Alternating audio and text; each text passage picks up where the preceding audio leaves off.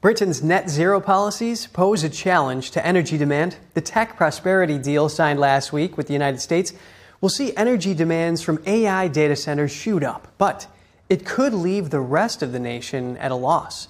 NTD's international correspondent Malcolm Hudson has more on this. US tech companies have committed to invest hundreds of billions of dollars into the United Kingdom. It's part of the tech prosperity deal, which seeks to make Britain a global artificial intelligence hub. Commerce Secretary Howard Lutnick last week said the UK's lighter regulations make it a better place to invest than the European Union. But economist Catherine McBride said there are policies which still present challenges. The offers of investment in the UK are fantastic, and I'm very glad that the US sees the UK as a much easier place to do business.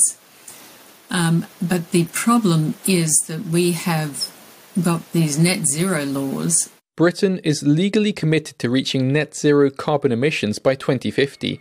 It is moving away from oil and gas power and towards renewables like wind and solar.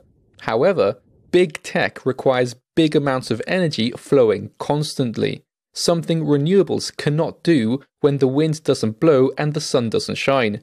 Nuclear provides constant power, but many power stations are being decommissioned before the end of the decade. The tech prosperity deal is putting money towards nuclear, but these new power stations are expected to be ready in the early 2030s.